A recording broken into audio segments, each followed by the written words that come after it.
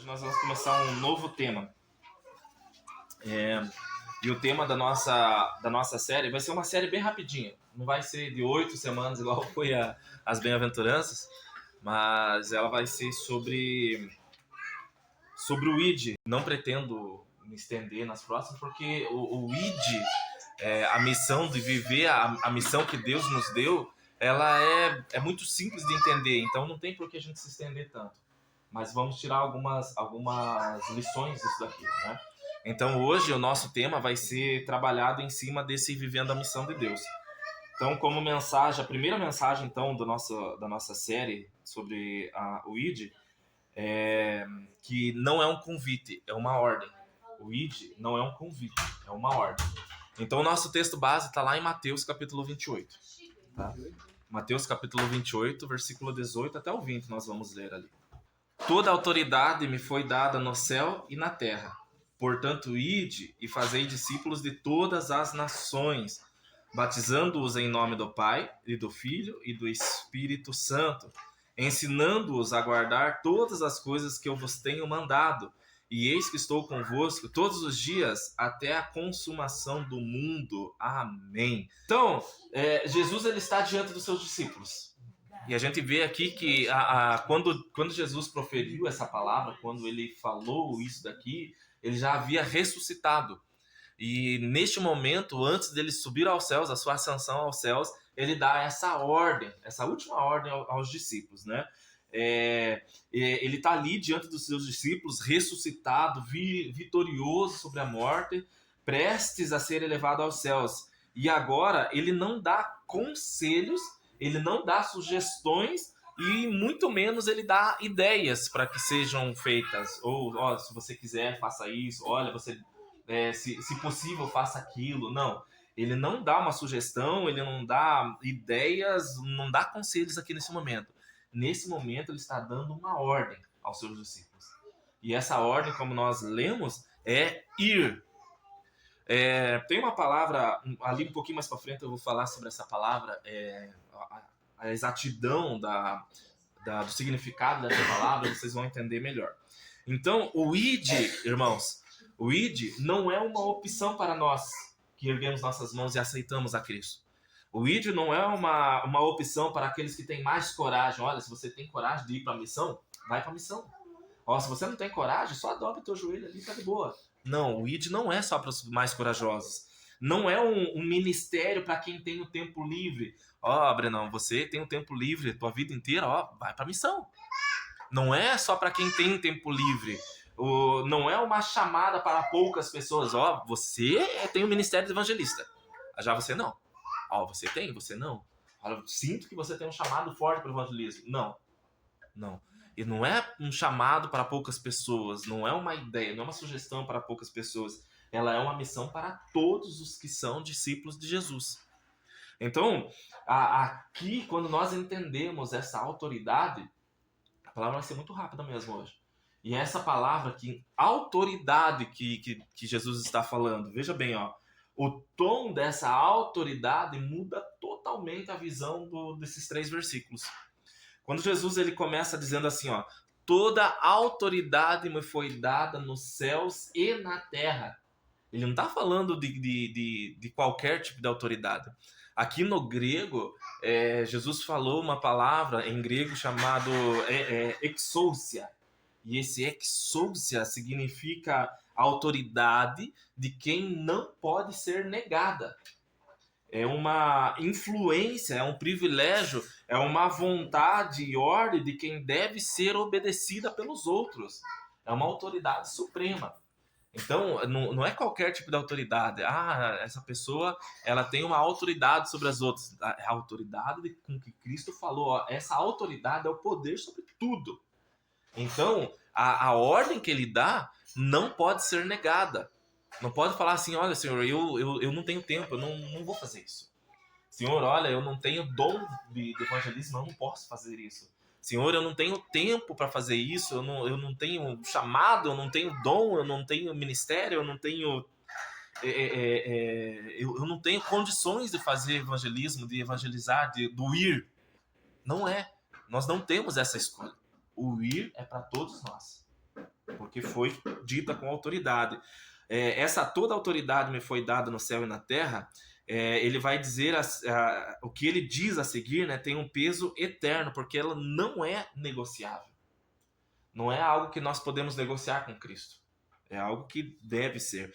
Assim como um comandante militar não sugere que seus soldados avancem, mas ordena o ataque, Jesus está dizendo: agora que eu venci a morte, Brenner, agora que eu venci a morte, Amanda, vocês têm uma missão sobre a minha autoridade suprema.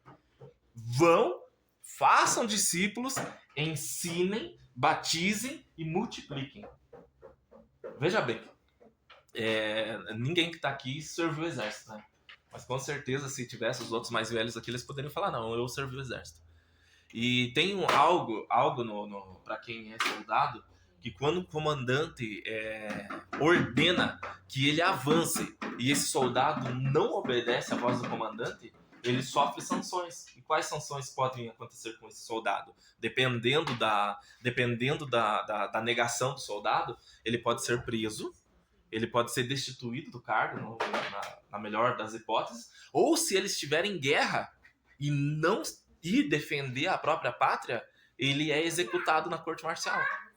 Então, imagine você como um soldado do Brasil, você foi chamado, para quem nós que somos, acho que todos nós somos reservistas, né? Foi dado baixo por excesso de contingente. Mas se estourar uma guerra hoje e eles precisarem desse contingente que está na reserva, Brenner, lascou-se. Nós vamos ter que ir lá, pegar nas armas e defender a nossa pátria, defender o nosso país. E se nós não defendermos, nós poderemos morrer, nós podemos até chegar a morrer, porque nós não obedecemos à autoridade militar. Agora você imagina, se uma autoridade militar pode fazer isso conosco, que somos soldados desta terra, imagina a autoridade suprema, se nós negarmos a uma ordem do próprio Deus, que essa ordem é ir e fazer discípulos, ensinando e batizando e multiplicando. Eu quero que você, nesse momento, você imagine um médico, e esse médico recebeu uma ligação urgente do hospital. Aí, quando ele recebe essa ligação, a pessoa fala assim: doutor, nós temos um paciente grave, precisa de atendimento imediato, o senhor pode vir atendê-lo? Aí o médico simplesmente responde da seguinte forma: olha, hoje eu estou cansado. Hoje eu estou cansado. Quem sabe amanhã eu vou. Hoje não dá. Eu estou com dor no dedinho do pé, não consigo nem levantar direito, não dá. Hoje eu estou meio engripado, eu não consigo ir atender esse paciente urgente. Você imagina só. Parece um absurdo, não é verdade? Parece um absurdo, mas parece que ultimamente cristãos tratam esse id do Senhor dessa forma. O chamado é urgente. A ordem tem uma urgência a ser seguida. O reino de Deus é urgente. Tem um versículo bíblico que fala que toda a criação de Deus, os animais, as plantas, o universo, os planetas, tudo aquilo que foi criado, o próprio homem, toda a criação geme, esperando essa volta, esse retorno. E nós sabemos que essa volta, esse retorno de Cristo só vai acontecer quando o evangelho for espalhado por todas as nações. E às vezes quem está impedindo que esse evangelho ele se espalhe sobre as nações somos nós, com as nossas desculpas. Somos nós com a nossa falta de urgência, né? Muitas vezes do que a gente está fazendo para Jesus, né? A gente trata esse id do Senhor como se fosse alguma coisa que pode esperar, sabe? Não, pode esperar amanhã. Aí chega amanhã, não pode esperar amanhã. Chega amanhã, pode esperar amanhã. Nós que estamos lá, sabemos da importância da salvação, não queremos fazer um simples convite para o nosso irmão, mesmo sabendo que ele vai fazer assim, não deu, uma desculpa bem esfarrapada. Não vai vir mesmo, então não preciso convidar. Às vezes, um simples convite nosso, ou de outra pessoa, ou do Gui, ou do Josué, para a mesma pessoa que eu estou convidando, faz uma diferença enorme. Vocês entendem? Então, nós devemos tratar essa urgência com a devida importância, esse id com a devida importância que ela tem, né? Enquanto nós ainda tratamos esse id com esse desinteresse, né, como algo que pode esperar, vidas estão morrendo, Pessoas estão se perdendo todos os dias, pessoas estão indo para a eternidade sem conhecer o Salvador, ou seja, estão indo para a perdição eterna. A missão, então, ela é urgente sobre nossas vidas. E a responsabilidade dessa missão, Jesus colocou sobre nós. A responsabilidade de evangelizar, a responsabilidade de pregar o evangelho, a responsabilidade de falar dele está conosco. Mas ela está confiada a nós. A nós está confiada essa missão. Então, irmãos, o ID, veja bem, o ID é muito mais do que pregar, é fazer discípulos. O que nós estamos fazendo aqui é formar discípulos. Hoje nós estamos formando discípulos que estão aqui presentes. Amanhã, em nome de Jesus, eu creio que serão vocês que estarão formando discípulos. E assim, mais pessoas estarão formando discípulos e formando discípulos. É uma cadeia constante de discipulado. É mais do que apenas pegar a palavra de Deus e pregá-la na igreja. É mais do que você abrir uma porta de um local, colocar lá um nome de uma placa bonita escrito, sei lá, Igreja do Avivamento, sei lá, é um nome que me surgiu. E você pregar a palavra. É muito mais do que isso. É formação de discípulos, é você ensinar. Aqui o texto não diz apenas ide e evangelizai, ide e pregai, mas ide e fazei discípulo de todas as nações. Qual é a diferença de você apenas pregar no púlpito da igreja e de você formar discípulos? Porque tem uma diferença enorme. Vocês conseguem pensar qual a diferença nisso? O que o discípulo está disposto a seguir, né? Agora, as pessoas que você prega na igreja, né? Se você só prega, né? Se a sua missão não é formar discípulos para o reino, aquelas pessoas elas não estão dispostas a abandonar o conforto, por exemplo, muitas vezes não estão dispostas a abandonar aquilo que prende elas de estar mais perto de Deus. Né? Então, eu acredito que do que eu pensei que essa seria uma diferença, assim, porque o discípulo está disposto a seguir, a obedecer o seu líder, né? O seu professor, o seu mestre. E o discípulo, quem é discípulo de alguém, é a mesma coisa que falar assim, sei lá, vocês gostam de futebol, com certeza, se falar para vocês, quem que é o melhor jogador na opinião de vocês? Vocês têm a pessoa que vocês se espelham. Vocês têm uma pessoa que vocês têm como melhor. Só não vai falar que é o Neymar, exatamente. Não é não. Vocês têm a pessoa. Qual que é o melhor pregador? Com certeza você se espelha em alguém pregando o evangelho, em alguém pregando. Vocês têm uma pessoa que vocês se espelham. Então, você é discípulo dessa pessoa. Não tem o que falar. Não tem o que dizer. Você vai, querendo ou não, refletir muitas coisas que essa pessoa fala, muitas atitudes que essa pessoa tem. O jeito que essa pessoa prega, você vai querer pregar. O jeito que essa pessoa fala, você vai querer falar, porque ela é basicamente o teu discipulador, é teu mestre. Se aqui um dia houver algum discípulo que vai se espelhar, querendo ou não, vai pegar o jeito, vai pegar a fala, vai repetir pelo menos uma frase que eu já falei na vida. O alvo, então, irmãos, não é apenas converter as pessoas, mas é formar, para que elas também formem outras. Cristãos frutíferos que andam com Jesus e vivem para Ele. É isso que nós queremos formar. Cristãos frutíferos que vivem para Ele. E isso envolve tempo. Não é da noite para o dia que a gente vai conseguir formar um discípulo. Às vezes vai anos trabalhando em cima deles. Às vezes vai meses. Tem discípulo que é muito bom. É de um dia para o outro, pum, foi. Agora tem pessoas que... Tempo. É ensino, é pegar na mão ali para ensinar a escrever, é pegar na Bíblia e falar, olha, Efésios vem depois de Gálatas, sabe? Colossenses existe na Bíblia, tá lá no Novo Testamento. É assim, é pegar na mão e mostrar o feijãozinho com arroz ali, sabe? E mostrando, é ensinar. É mais do que você só falar sobre Bíblia, é você se relacionar. É você realmente perguntar para a pessoa que está aí do teu lado, fala, viu, como é que foi teu dia? Como é que foi tua semana? Como que você tá passando? Viu? Você tá bem? É diferença também de um pregador, né? É diferença do pregador. Lá em cima, vai pegar aquilo que Deus tocou no coração, acabou o culto, tchau, tá dele. Tá dele se você tá frequente na igreja ou não.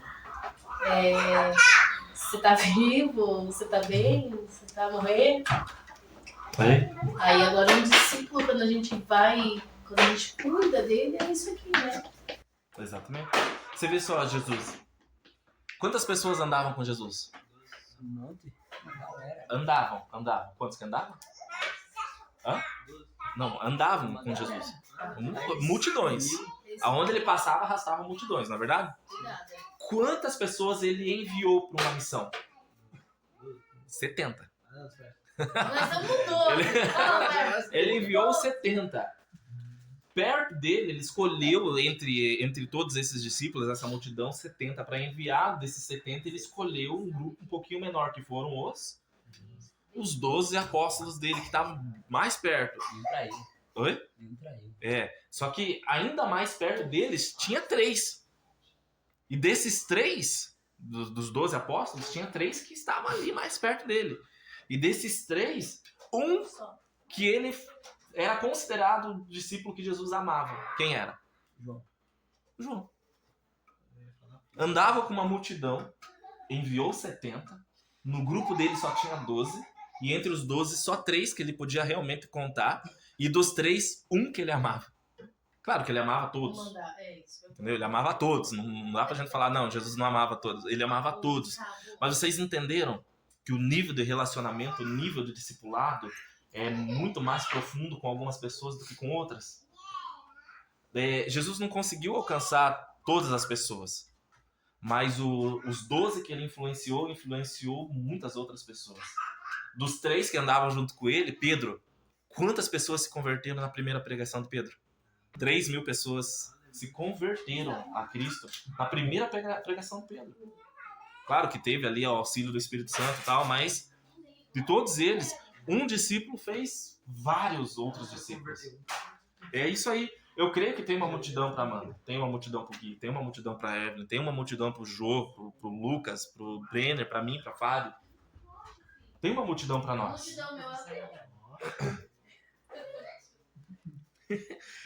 E terceiro, a presença de Cristo é a força do enviado. Jesus ele termina com uma promessa. E eis que estou convosco todos os dias até a consumação dos séculos.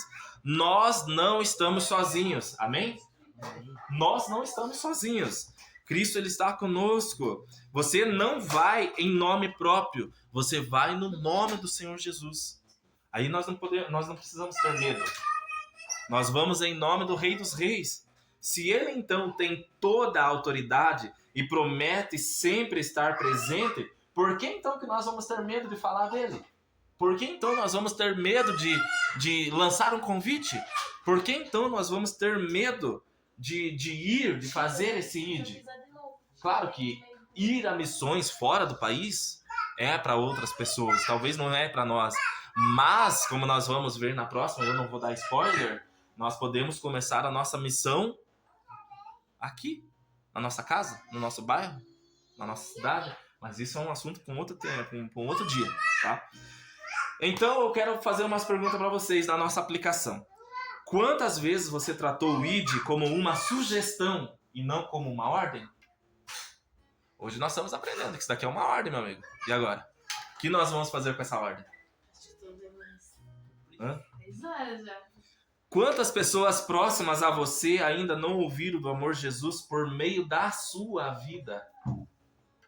Quantos cristãos vivem como soldados parados em tempo de guerra? Eu acho que muitos de nós, às vezes até a nossa própria igreja está parado num tempo de guerra. Guerra total, e muitas pessoas estão de braços cruzados lá, vinde a mim, e esquecemos dessa nossa missão. Então chegou a hora que a gente tem que sair dessa nossa zona de conforto. E nós temos que dizer igual o profeta Isaías falou: Senhor, eis-me aqui. Quando Deus falou, a quem eu enviarei? Quem que realmente é capaz de levantar as mãos e falar assim: Senhor, eis-me aqui, envia-me a mim. Sábado amanhã, evangelizando lá em 110. Então a gente tem que lembrar que isso não é um convite, mas isso é uma ordem. E é uma ordem para todos nós. Amém?